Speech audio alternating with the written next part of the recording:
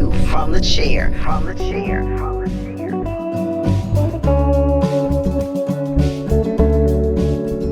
Welcome back to A View from the Chair, a show for Memphians and those who want to share their talents and time in strengthening this place we call home. As the chair of the Memphis City Council, it is my hope that you take away something each time we come to you, and today is no exception. So without delay, the show today, we have Imani Jasper. She's the program director for Neighborhood Preservation, Inc. And from now on, we're just going to call that NPI for Neighborhood Preservation, Inc. We are going to talk just a little bit about neighborhoods and a lot about the upcoming Neighborhood Preservation Summit Awards ceremony, which will be held on August 28th, 2020. So mark your calendars. We want you to participate. I'm Leslie Lynn Smith, President and CEO of Epicenter, and we've partnered with Kazukian. Each episode, hosts Cynthia Daniels and Williams Brack talk shop with Memphis' brightest and best entrepreneurs. Check it out by downloading the Kazukian app or find us on your favorite podcast provider. Welcome, Imani. Hello, how are you? I am well. You look so beautiful today. Thank you. I tried to get a little fancy for my first time on A View from the Chair. Thank you so much, but you didn't have to do that. Everyone knows that we are working from home now, and we appreciate you allowing us in your home on today. So, Imani, we're going to jump right into this interview. Listeners want to know who you are. Where did you come from? Are you a Memphian? How did you get here? So I did drive here. I am not a native Memphian. Sorry, I'm from the great state of Maryland. You don't have to say sorry. Well, I'm a Memphian of around 2 years now, so I'm a new Memphian. Let's call it. Okay. Memphian, around 2 years standing. I came here from my grad school program at Cornell University. I have a background in city planning and was really interested in working on issues related to property blight. And I got the wonderful opportunity to come down here and work with MPI on those issues here. And so it's been a great 2 years so far, a busy 2 years so far. And I'm excited to keep doing the good work I've been up to. Oh, that's awesome. Tell us a little bit about your background.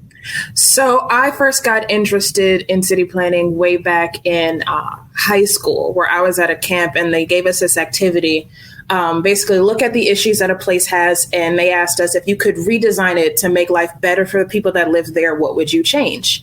And it was the most fun I had ever had up to that point. And I was like, this is fantastic. I wish I could do this every day. To which the counselor said, are you aware that that's what we're studying? We introduced ourselves. Are you certain that you were listening when we did that? And that's how I learned that city planning was a thing. So I started studying, didn't really know what I wanted to focus on at first, but then realized I was always the most happy when I was working with people and when I was being helpful to someone. So in how I've entered the field and started my career, it's always been on issues that I can directly help someone and make their life better, help them make a change for themselves. Property blight is one of those issues because it's something that affects everyone. Honestly, it's sort of that invisible but not so invisible problem. It's the house that isn't being taken care of, that may have been abandoned, and starts to affect the entire neighborhood. So how do you either help someone get their house back on track or, really sort of take to task someone who's committed to not doing the right thing? And so that's some of the work that we've been involved with at NPI here in Memphis. And it is a problem that I really enjoy working with and have been seeing a little bit of progress on. So that's great. Oh, and I love the energy that you have when you share your story.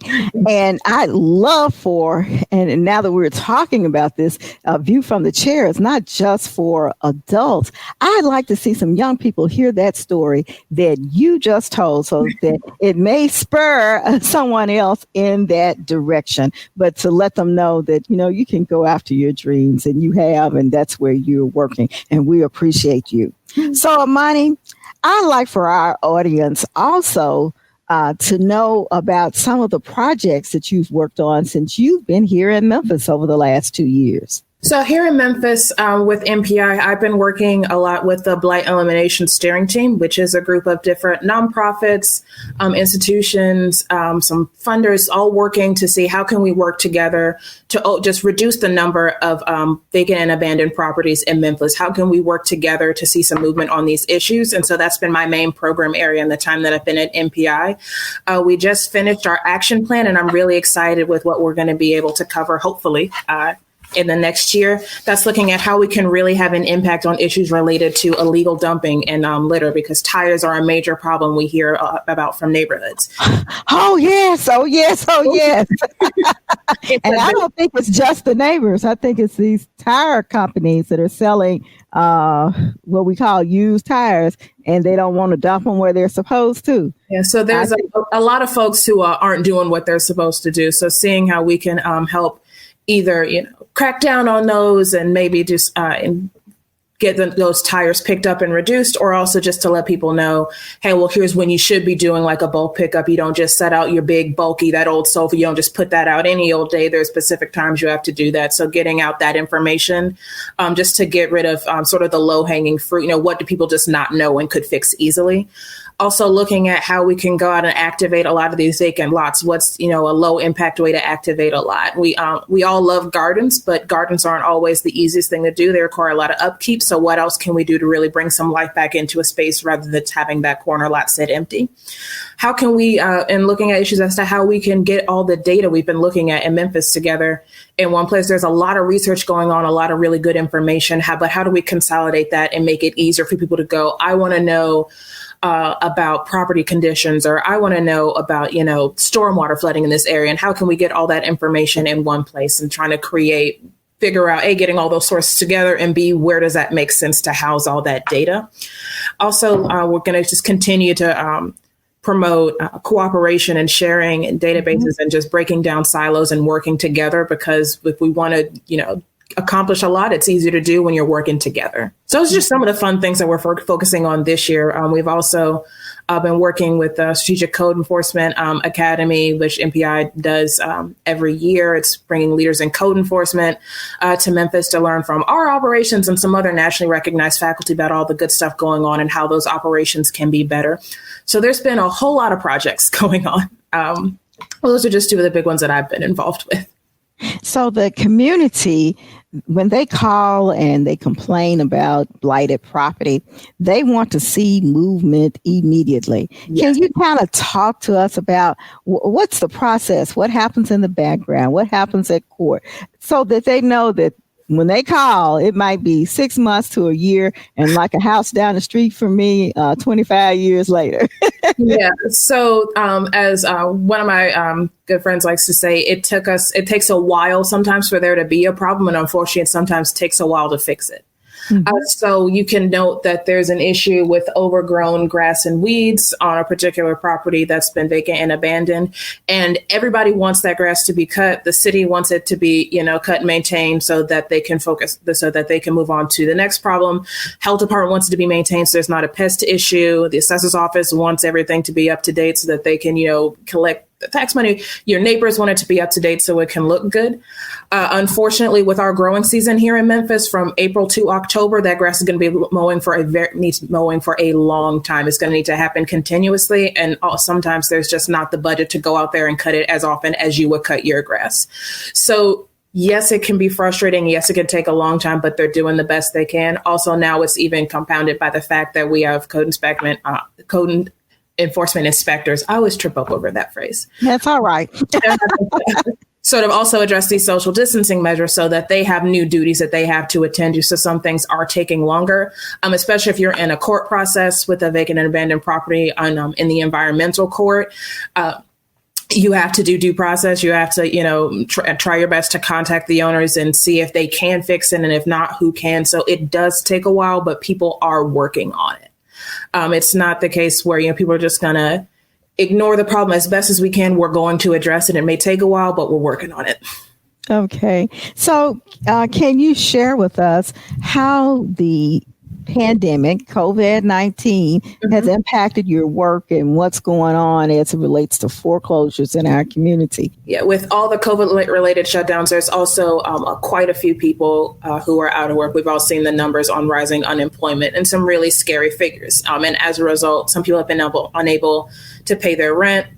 People have been unable to pay their mortgage. People haven't been able to pay their utility bills. People have had to decide whether they're paying their utility bill or their rent if they can't do both. So a lot of really heavy financial burdens placed on people. And there have been some measures that have been put in place to sort of take that pressure off you. There's been rental assistance offered by the Community Services Association, offered by MICA, offered by a bunch of different groups. If you need access to any of that information, I would encourage you to go to the 211 website. You can also find other COVID-19 resources at home901.org/COVID-19.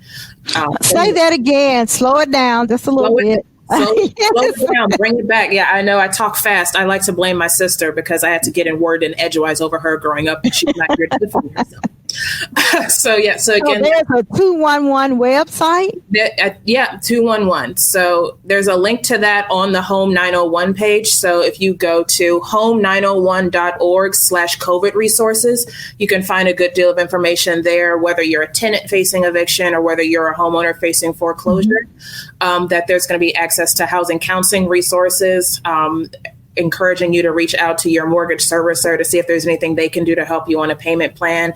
If it's a fairly insured mortgage, there may be other options. If you're a tenant facing eviction currently, unfortunately, there is an eviction settlement program that's designed to help give folks some legal representation and help them work towards a settlement. And you would apply to that also on that Home 901/COVID resources page. So I encourage everyone to take a look at that if they know those are resources they need. So do they have someone they can talk to? You know, a lot of our elderly, when they don't know how to manage this new technology. So is there someone they can just pick up the phone and call? So if you call, you already would have had to apply online. And I know this is the tough part for our seniors, but if there's anyone that can help you, I'd encourage you to. The initial application is on a Google form, so it looks just like a survey. It's on the computer. The intake is as simple as we could get it, but you have to fill out that first sheet with the information, and then you'd get a call to someone to talk you through some more of the information.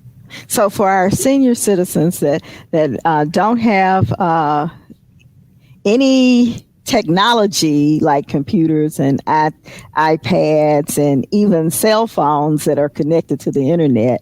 So you're suggesting they call their grandchildren, their great-grandchildren, and ask them to bring over those tablets. Call your grandkids, have them boot up the tablet, talk them through the information you need to put on there. If you're part of a faith community, maybe reach out to them if there's someone else in that community that has access to those to the technology and is willing to help you. Whoever else you have in your village that is a little bit more tech savvy than you that can help you out, we'd encourage you to reach out to them as well. If you need more resources than that, maybe still call that 211 number, see if there's anyone that can fill it out for you. I personally don't know if they're able to do that, but it's always worth a shot just to ask for the help, because you don't know if help is out there until you ask for it.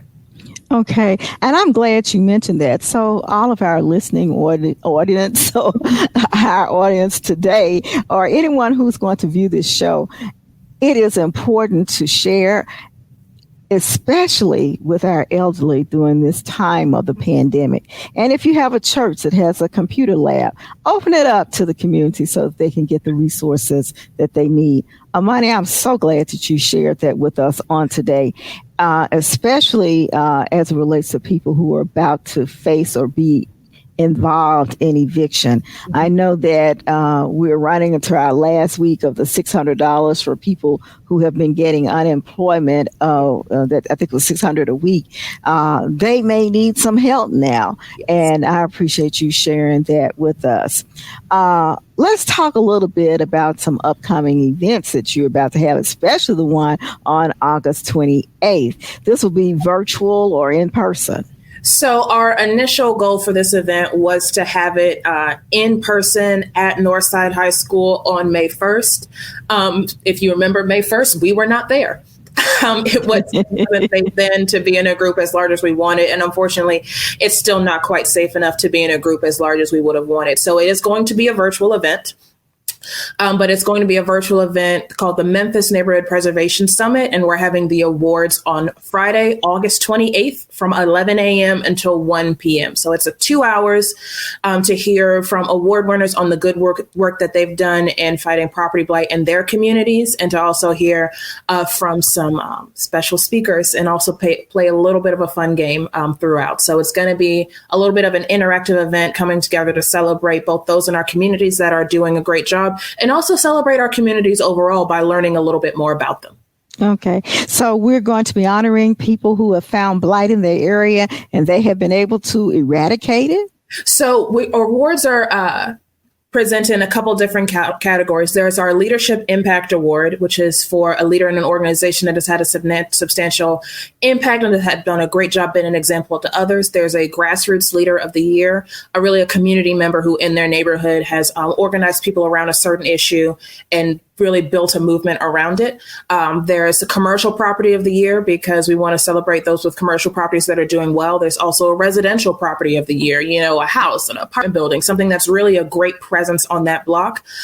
Since we also partner with the University of Memphis Law School a lot, we have Law Student of the Year Award. I think this year it might be Law Students. So if you know a law student in the Cecil C. Humphrey School of Law who's been in the Neighborhood Preservation Clinic, you may or may not be getting an award. I don't know. Maybe you do. Stay posted. You'll get an email to tell you if you want us to highlight a law student who's done really, really great work as a student. And there's also an award presented by the president of our organization for someone who's been a really great help and just a beacon in the citywide fight against blight. So we try to look at, improving neighborhoods from a couple of different lenses: organizational, grassroots, actual properties themselves who's done a good job. So we try to look at a couple of different categories when we're handing out the awards, but we are handing out 9 this year. So we have a good amount of winners. That's awesome. So how important is this event to the work that you do? And tell us, as just a regular citizen in Memphis, why should we be interested in attending? So this is important to our work, I think, in one really key way. When you look at the scale of the problem in Memphis, it can get very discouraging. It can be hard to see the progress you want to see right away. So I always think it's important to stop and see that you have done good, that there has been progress, that there are wonderful people out there working very hard on the clock, off the clock, nights, weekends, to make our city better for everyone. So I think it's very important to recognize people who have taken the time and have that passion and that drive and that calling to do that kind of work. Also, what is a random citizen going to get out of this? Well, first of all, you get to sit on a Zoom call with me for 2 hours, and we all know.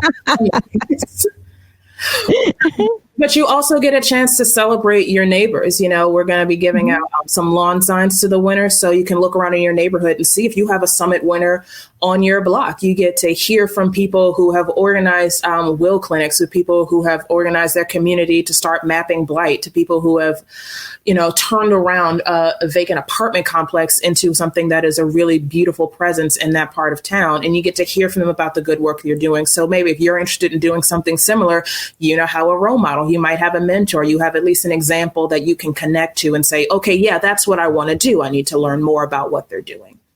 Oh, thank you. Now you kind of whet my appetite as well, because I would like to share with my community, and especially those in all throughout the city that have called the Memphis City Council talking about blighted properties in the community. And it has been my goal since I have been on the council that we empower our citizens to do the work. And your summit will actually help them see that it can be done and that they can do it themselves and not depend on government. Amen. Because going into any project, I think the most key thing is an attitude of, I can do this. So anything that helps you look at an example and go, oh, wait, I can do this. I know how to do this. Right. I want to encourage. And to that end, we meant to have this event on May 1st. So what we actually did on May 1st was we held the workshops part of the summit. When we've had this in the past, it's been a full day event where we have our workshops in the morning and then our awards portion in the afternoon. And this year, since we couldn't be together on May 1st, we said, well, maybe we'll just do the webinars today and we'll see what we do later in the summer. And it turns out it's going to be a webinar again. But if you're interested in viewing the recordings of any of those workshops, you can see those at Vimeo.com, that's Vimeo.com/NPI Memphis. You can see the recordings of the sessions there. And those are on things like hearing stories from code enforcement, looking at specific properties that went through the code enforcement process, how long it took, who did what the outcome of the process is, where it is now. It's hearing from our public works about outside the cart issues. What's happening if something gets tagged? How do I dispose of tree limbs? When's my bulk pickup schedule? It's hearing from our data group of the Blight Elimination Steering Team on data tools in the city of Memphis and how you can use them. Also hearing from some people who have used them in their neighborhood. And then we also had one of our other committees, our Reclaim Reuse Committee has a top 20 or so list of vacant and abandoned multifamily properties. So apartment complexes, things like that are really not in great shape, aren't looking too good, or causing problems for the neighborhood around them. So they had a list where they were going to look at the worst of those and sort of employ a citizen advocacy approach to either go to the court hearings, get the local CDCs or community in so that they could have testimony and see if anything could be done about those properties. And so they talked about some stories from their process, the first round of that, how it went, what they learned, and where things are now. So I would encourage you all, again, to go to Vimeo.com/NPI Memphis and look at those recordings if you're interested in learning a little bit more about what we do. So I am glad you shared that. I got to attend in May, so I got to hear some of those sessions, and they were great. From your wish list and your standpoint, what short and long-term benefits will be derived from this summit? Short-term benefits for the winners are they get recognized in that moment. For people watching, it's that they are part of an event that's celebrating good things happening in a time where it doesn't seem like there's a lot of good things happening. Long-term, I'm looking at the next time we have this summit, there's now dozens of nominees in each category because there's so many people that were inspired to go out and create a movement in their neighborhood, to go out and design their own neighborhood cleanup, blight eradication projects. It's a lot of small scale developers who are looking at how they can have an impact in their neighborhood by rehabbing properties, by putting them back to good use, to people who are inspired to, to have the best front lawn ever possible because they're looking at other winners who have done so. I think last year our winner in that category was someone with a single family home. And it was just such a beautiful lawn that the local CDC said, this man needs to be recognized because it's wonderful. And they sent in pictures and it was a gorgeous lawn. And so we want to recognize work like that. And also long term to have it get to the point where there's just so many people doing so much good work that it is an hours-long negotiation of who's going to win, and we need, to go back and have finalists and semifinalists, and there's to make it to the point where there's so much good work happening that you just have to celebrate everybody. That's awesome, and to me, it starts a movement in our community with community pride. We have to have pride in our own community. We have to love our community, and we have to give it the work and love and attention that we would give our own families.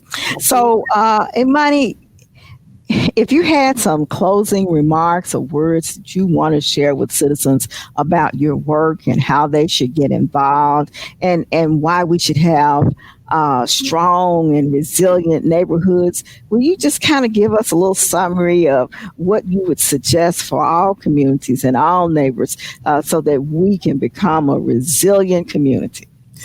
I would suggest that if there's that one property, that block, that one corner lot where you always think, I wonder, why wasn't somebody doing something about that? Be the somebody you want to see do something about that.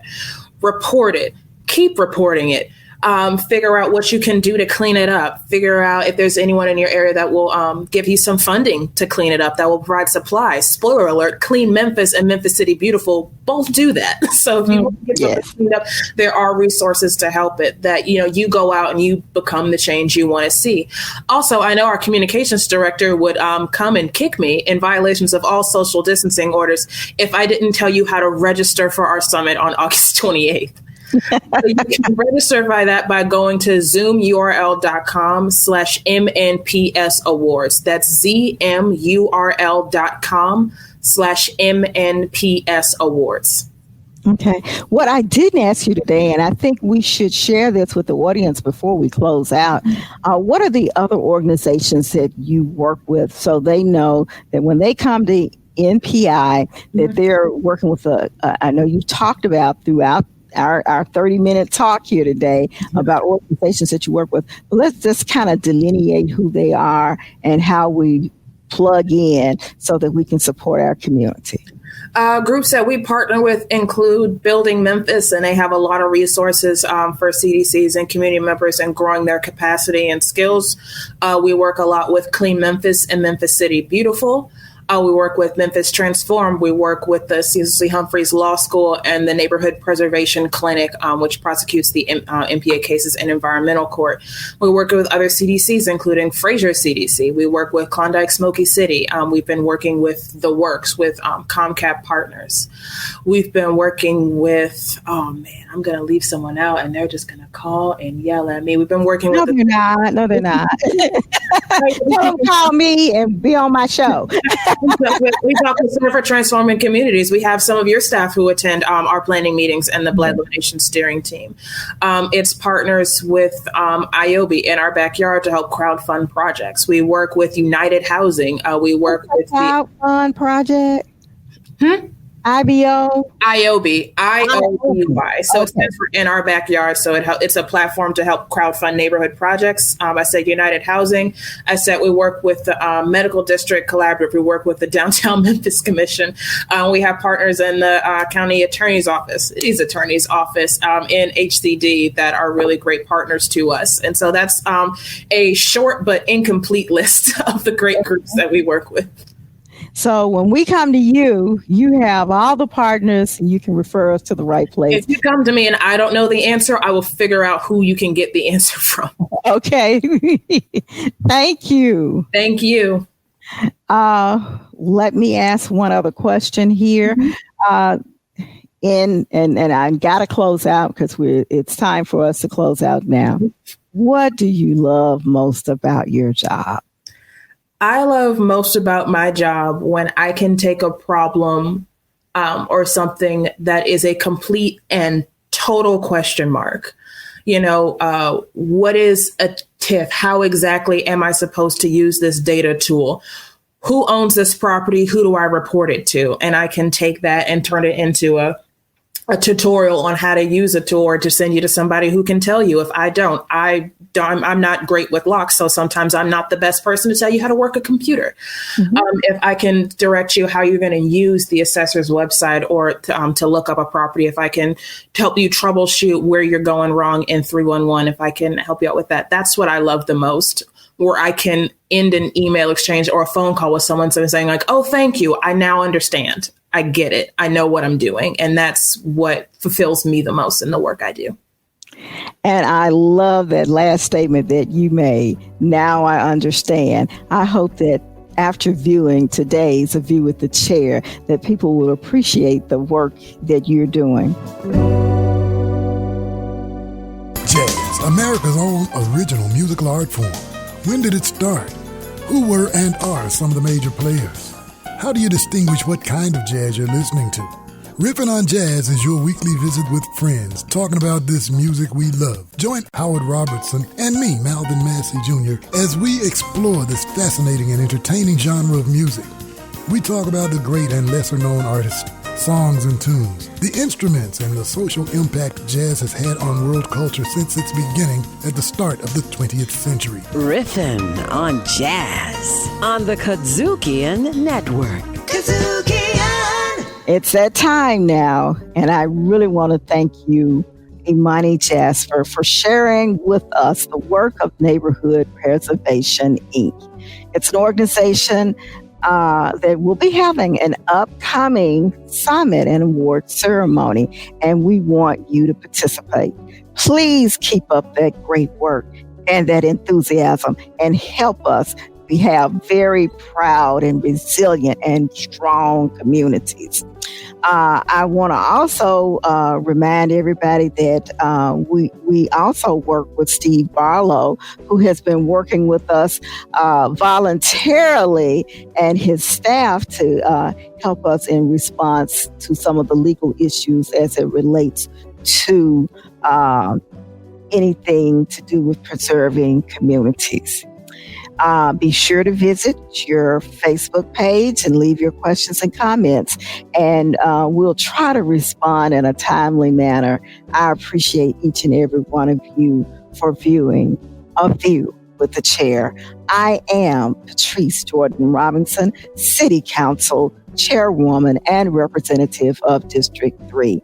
God bless you, and we'll see you next time on A View from the Chair. And I must say, don't forget to mask up, as well as stay 6 feet away from other people, and let us all live in harmony together, and we can beat COVID-19. God bless. A View from the Chair. Recorded at Kadzukian Studios. Directed, produced, and distributed by Kadzukian.